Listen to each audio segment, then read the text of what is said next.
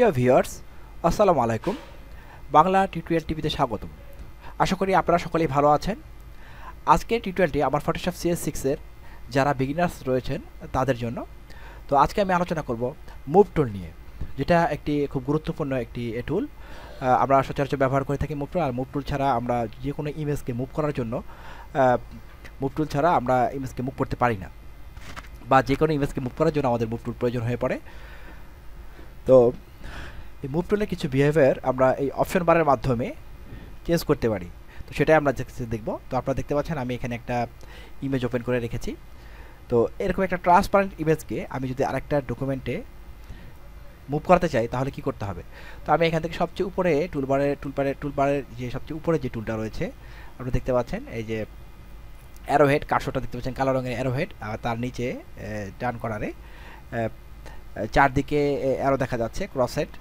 তো এরকম কার্সরটা এরকম হয় মুভ টুলটা যখন অ্যাক্টিভ করি। তো এখানে মুভ টুল অ্যাক্টিভ করার সাথে সাথে কিন্তু এখানে এই অপশন বারটার বিভিন্ন অপশন চেঞ্জ হয়ে গেছে। তো এগুলো সম্বন্ধে আমি আলোচনা করবো ধীরে ধীরে।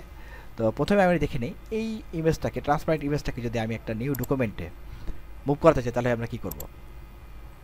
তো আমরা প্রথমে এই মুভ টুলটা অ্যাক্টিভ করে নিয়ে মাউসের বাম বাটন চেপে ধরে এই যে টাইটেল বারটা আছে ডকুমেন্টের টাইটেল বার উপরে এভাবে ড্র্যাগ করে এটাকে আমরা একটু আলাদা করে নিতে পারি।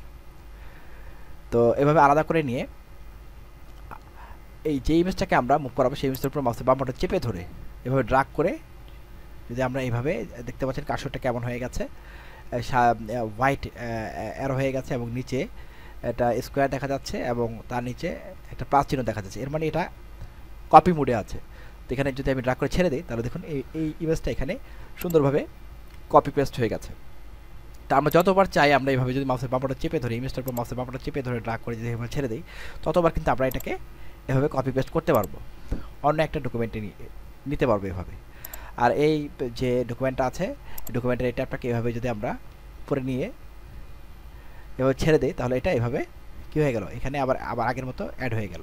তো আমরা দেখতে পারলাম যে কীভাবে আমরা অন্য একটা ডকুমেন্ট থেকে ট্রান্সপারেন্ট ইমেজকে আমরা আরেকটা নতুন ডকুমেন্টে এনে এভাবে কপি পেস্ট করে দিতে পারি খুব সহজেই। ঠিক আছে, এছাড়াও আমরা কন্ট্রোল A দিয়ে সিলেক্ট অল বা এখান থেকে সিলেক্ট অল চুজ করে দিয়ে সিলেক্ট অল কমান্ডটা দিয়ে এডিট থেকে কপি করে নিয়ে তারপর আমরা ইচ্ছে করলে পেস্ট করতে পারি। এডিট পেস্ট, এই দেখুন পেস্ট হয়ে গেছে। তো কিন্তু এটা অনেক লেন্দি প্রসেস। সবচেয়ে শর্টকাট যে পন্থাটা হলো ইমেজটা এখান থেকে আমরা যদি আলাদা এখান থেকে এভাবে আলাদা করে নিতে পারি, অথবা এখানে থাকা অবস্থায় আমরা যদি এখানে মাউসের বাম বাটন চেপে ধরে যে ইমেজটা যেই লেয়ারে আছে সেই লেয়ারটা অ্যাক্টিভ অবস্থায় এভাবে মাউসের বাম বাটন চেপে ধরে ড্র্যাগ করে যদি আমরা যেই ডকুমেন্টে নিব সেই ডকুমেন্টের এই যে টাইটেল ট্যাবের উপরে নিয়ে এভাবে ডকুমেন্ট ওপেন হবে, টাইটেল ট্যাবের উপরে নিলে এবং সেখানে ছেড়ে দিলে এভাবে ইমেজটা কপি পেস্ট হয়ে যাবে। তো এভাবে আমরা খুব সহজেই যে কোনো ইমেজকে একটা ডকুমেন্ট থেকে আরেকটা ডকুমেন্টে কী করতে পারি, কপি পেস্ট করতে পারি ড্র্যাগ করে। ঠিক আছে, তো এরকম বিভিন্ন রকম যে কোনো যে রকম ইমেজ চাই আমি সেরকম ইমেজকে ওপেন করে এভাবে আমরা সেটাকে মাউসের বাম বাটন চেপে ধরে ড্র্যাগ করে এভাবে যদি আমরা সেই ডকুমেন্টের টাইটেল ট্যাবের উপরে নিয়ে কার্সর নিলে এভাবে সেই ডকুমেন্টটা ওপেন হবে। ওপেন হলে এখানে এভাবে এটা ছেড়ে দিলে দেখুন কার্সরটা হোয়াইট হেড অ্যারো হয়ে গেছে। এই অবস্থায় আমরা ছেড়ে দিলে সেই ডকুমেন্টটা এভাবে কী হবে, কপি পেস্ট হয়ে যাবে। আমি জাস্ট এটাকে দেখাই, যেহেতু এটা লেয়ারটা অ্যাক্টিভ ছিল আমি এই লেয়ারটা অ্যাক্টিভ করলাম, অর্থাৎ এই ইমেজটাকে আমরা নিব। এই লেয়ারটা অ্যাক্টিভ করে অ্যাক্টিভ এবং ভিজিবল করে দিলাম, চোখের মতো যে আইকনটা আছে সেটা এখানে অ্যাক্টিভ করে দিই এবং যে লেয়ারটাকে আমরা অ্যাক্টিভ করবো সেই লেয়ারটা এভাবে নীল রঙের একটা বার, এভাবে নীল রঙের একটা বার যদি অ্যাক্টিভ হয় তাহলে সেই লেয়ারটা অ্যাক্টিভ হবে। মাউসের বাম বাটন ক্লিক করে নীল রঙের বার চলে আসবে, তার মানে সেই লেয়ারটা অ্যাক্টিভ। তো এভাবে এই লেয়ারটা অ্যাক্টিভ করে নিয়ে আমরা মাউসের বাম বাটন চেপে ধরে জাস্ট আমরা যেই ডকুমেন্টে এটাকে পেস্ট করবো সেই ডকুমেন্টের উপর কার্সর নিলে, সেই ডকুমেন্টের ট্যাবের উপর কার্সরটা নিলে সেই ডকুমেন্টটা এভাবে ওপেন হবে এবং সেই পেজের উপরে এভাবে ছেড়ে দিলে সেই ইমেজটা এভাবে সেই ডকুমেন্টে কী হবে, কপি পেস্ট হয়ে যাবে। এটা সবচেয়ে শর্টকাট ওয়ে। এছাড়াও আমরা যদি এই ইমেজটাকে ডুপ্লিকেট করতে চাই কন্ট্রোল জে প্রেস করলে কিবোর্ড থেকে দেখুন এখানে খেয়াল করুন কন্ট্রোল জে প্রেস করলে দেখেন ডুপ্লিকেট লেয়ার হয়ে গেল, এই যে এখানে দেখতে পাচ্ছেন। হ্যাঁ, পরে এটাকে আমরা মুভ করলে দেখতে পাচ্ছি যে একটা ডুপ্লিকেট দেখা যাচ্ছে, এটা একটা ক্লোন দেখা যাচ্ছে। এছাড়াও সহজে একটা উপায় আছে, সেটা হলো অল্টার কি চেপে ধরলে এই ইমেজটার উপরে আমি কার্সরটা নিয়ে সেই লেয়ারটাকে এভাবে অ্যাক্টিভ করতে হবে, নীল রঙের বারটা অ্যাক্টিভ করতে হবে ক্লিক করে, মাউসের বামটা ক্লিক করে এভাবে সেই লেয়ারটা অ্যাক্টিভ হবে এবং তার ভিজিবিলিটি অন করতে হবে, চোখের মতো আইকনটাকে এভাবে ভিজিবল করতে হবে। করে কার্সরটা নিয়ে অল্টার কি চেপে ধরলেই দেখুন আমার কার্সরটা কেমন কালো অ্যারো দেখা যাচ্ছে, তার নিচে একটা হোয়াইট অ্যারো দেখা যাচ্ছে, অর্থাৎ এটা কপি মোডে আছে।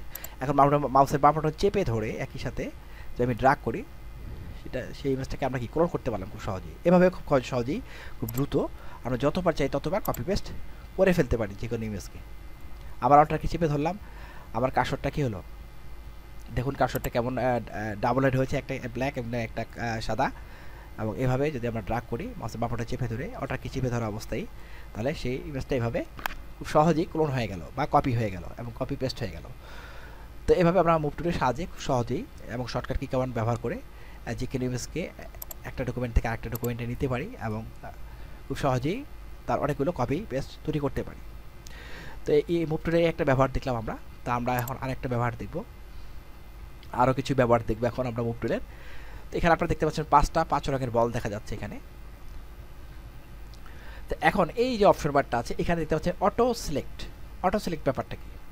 এখন যে আমি লেয়ারের যে প্যানেলটা আছে সেটা আমি এইভাবে একটু সামনে আনি, তাহলে বুঝতে আরও সুবিধা হবে। আপনারা দেখতে পাচ্ছেন 5টা লেয়ারে কিন্তু 5টা বল রয়েছে। লেয়ার 1-এ রয়েছে 1 নম্বর বল, এভাবে পর্যায়ক্রমে 1 2 3 4 5 অর্থাৎ 5 নম্বর পর্যন্ত আমি এভাবে পর্যায়ক্রমে লেয়ারগুলোকে এক একটা লেয়ার এক একটা বল তৈরি করেছি। এবং তার ব্যাকগ্রাউন্ড লেয়ারটা হচ্ছে কালো। এখন ব্যাকগ্রাউন্ড লেয়ারটা কালো কিন্তু এটা লক অবস্থায় আছে।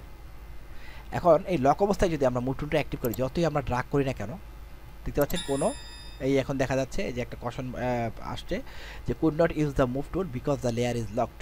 অর্থাৎ কোনো লেয়ার যদি লক অবস্থায় থাকে তখন আমরা মুভ টুল দিয়ে সেই লেয়ারের ইমেজকে মুভ করাতে পারবো না। ঠিক আছে, যেমন লেয়ার 1টাকে আমি অ্যাক্টিভ করি, লেয়ার 1-এ আছে 1 নম্বর বলটা, তো আমি এই যে লক আইকনে ক্লিক করে এটা লক করে দিলাম। লক করে যদি আমি যতই 1 নম্বরের যে বলটা আছে সেটা মুভ করাতে চাই, সেটা মুভ হবে না, কারণ এটা লক অবস্থায় আছে। এটা আনলক করার জন্য এখান থেকে আনলক করে দিতে হবে।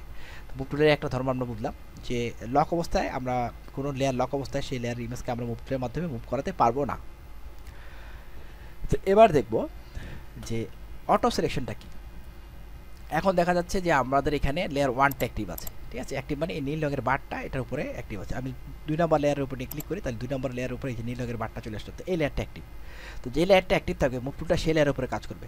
এখন 2 নম্বর লেয়ারটা অ্যাক্টিভ, আমি যদি এখন 1 নম্বর বলটাকে যদি আমি মুভ করতে চাই, 1 নম্বর বলটা কিন্তু মুভ হচ্ছে না, দেখুন হচ্ছে 2 নম্বর বলটা। এর কারণ কি? এর কারণ 2 নম্বরের যে লেয়ারটা সেটা হলো অ্যাক্টিভ আছে। তো যেই লেয়ারটা অ্যাক্টিভ থাকবে আমরা কার্সর যেখানে নিয়ে মুভ করাই না কেন সেই লেয়ারের ইমেজটাই আমি দেখুন কার্সর কিন্তু অনেক নিচে এখানে এনে মুভ করাচ্ছি, কিন্তু মুভ হচ্ছে 2 নম্বরের লেয়ারের অবজেক্টটা।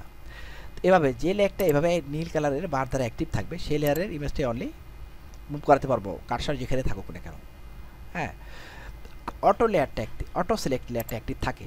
অটো লেয়ার সিলেক্টটা অ্যাক্টিভ থাকলে কী হবে, আমরা যখন যে ইমেজের উপরে কার্সর নিব এবং ক্লিক করব তখন সেই ইমেজটাকে আমরা এভাবে অটোমেটিক্যালি এখান থেকে কী হবে, অটো সিলেক্ট হবে।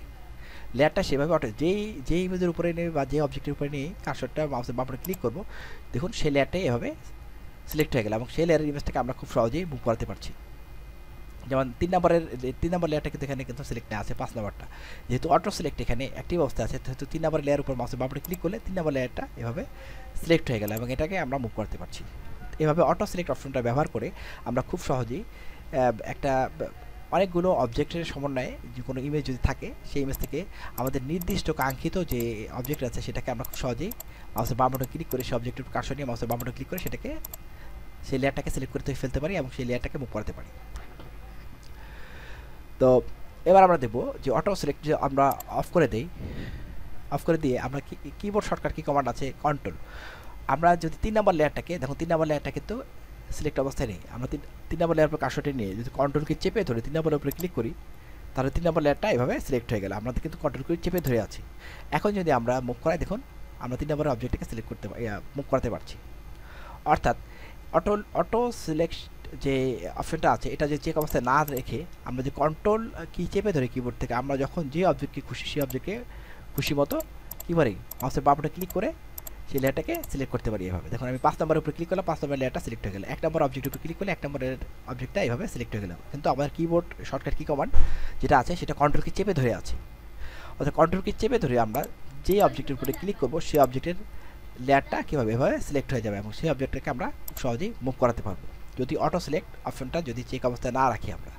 আর অটো সিলেক্ট যদি চেক অবস্থায় থাকে তখন আমরা যখন যে অবজেক্টের উপরে ক্লিক করবো সেই অবজেক্টটা এভাবে সেই অবজেক্টের লেয়ারটা এভাবে খুব সহজেই সিলেক্ট করতে পারবো এবং সেই অবজেক্টটাকে আমরা মুভ করাতে পারবো। তাহলে আমরা অটো সিলেক্টের আরেকটা বিকল্প পেলাম। কন্ট্রোল কি চেপে ধরে আমরা যে কোনো অবজেক্টের উপরে কার্সর নিয়ে যদি মাউসের বাম বাটনে ক্লিক করি সেই অবজেক্টটাকে আমরা খুব সহজেই সিলেক্ট করতে পারছি। এখন আমরা যদি লেয়ার 1 থেকে লেয়ার 1টা সিলেক্ট আছে, এখন যদি আমরা শিফট কি চেপে ধরে লেয়ার 1-এর যে 1 নম্বর বলটা আছে সেই 1 নম্বর বলটাকে ডান দিকে মুভ করাতে চাই, দেখুন এটা খুব সহজে ডান দিকে স্ট্রেটভাবে মুভ হচ্ছে, এটা কিন্তু নিচের দিকে নামছে না, স্ট্রেটভাবে মুভ হচ্ছে, স্ট্রেট একদম। ঠিক আছে, সেমভাবে আমরা যদি শিফট কি চেপে ধরে 1 নম্বরের যে বলটা আছে সেটা যদি আমরা আড়াআড়িভাবে অর্থাৎ কৌণিকভাবে যদি আমরা ড্রা করতে চাই, দেখুন একদম কৌণিকভাবে আমরা ড্রা করতে পারছি, এটা এদিক সেদিক হবে না, একদম স্ট্রেটভাবে যাবে আমরা যেদিকে নেই না কেন। আবার যদি শিফট কি চেপে ধরে আমরা নিচের দিকে নিতে চাই, একদম স্ট্রেটভাবে নিচের দিকে আসবে এটা। ঠিক আছে, এটা কিন্তু কোনো আঁকাবাঁকা হবে না। আর যদি আমরা ফ্রিলি মুভ করতে চাই তাহলে একটু আঁকাবাঁকা হচ্ছে কিন্তু। ঠিক আছে, তো এভাবে আমরা শিফট কি চেপে ধরে আমাদের যে কোনো অবজেক্টকে মুভ করাতে গেলে আমরা সেটাকে কোন দিকে কোন ডিরেকশনে সেটাকে আমরা মুভ করাবো সেই ডিরেকশন অনুযায়ী আমরা যে মুভ করতে যাই, তাহলে শিফট কি চেপে ধরে যদি আমরা জাস্ট এই অবজেক্টটাকে যে আমি এখন স্ট্রেট নিচে বরাবর আমি একটা গাইড নিয়ে নিই, সাপোজ আমি রুলার টুলটা কন্ট্রোল আর দিয়ে রুলার টুলটা অ্যাক্টিভ করে নিলাম, নিয়ে এখানে একটা গাইড নিয়ে নিলাম। দেখুন এই গাইড বরাবর কিন্তু আমি এই পর্যন্ত এটাকে মুভ করাবো, তাহলে শিফট প্রথমে চেপে ধরবো, চেপে ধরে কার্সরের বাম বাটনে ক্লিক করে সেই অবজেক্টটাকে মাউসের বাম বাটনে চেপে ধরে একই সাথে ড্রা করবো, দেখুন সেটা কিন্তু একদম স্ট্রেটভাবে নিচের দিকে কী হচ্ছে ভার্টিক্যালি এটা মুভ করছে, কারণ কি আমি শিফটকে চেপে আছি। সেমভাবে আমি যদি এই কার্ডটাকে সরিয়ে দিয়ে আমি যদি আরেকটা গাইড নিই এইভাবে হরাইজন্টালি এই ডিরেকশন বরাবর যদি মুভ করাতে চাই, তাহলে শিফট কি চেপে ধরে মাউসের বাম বাটন একই সাথে চেপে এই অবজেক্টটাকে এইভাবে যদি ড্রাগ করি, দেখুন এটা স্ট্রেটভাবে কিন্তু এদিকে মুভ হচ্ছে, এটা কিন্তু এই গাইডের নিচে যাচ্ছে না, তো স্ট্রেটভাবে হচ্ছে। অন্যদিকে যায় অর্থাৎ মাউস যদি অন্যদিকে মুভ করে তাহলে কিন্তু আবার এটা একটু আঁকাবাঁকা হয়ে যাচ্ছে, কিন্তু শিফট কি চেপে ধরলে সেটা হবে না, শিফট কি চেপে ধরলে সেটা স্ট্রেটভাবে সেদিকে সেই ডিরেকশনে এটা মুভ করবে।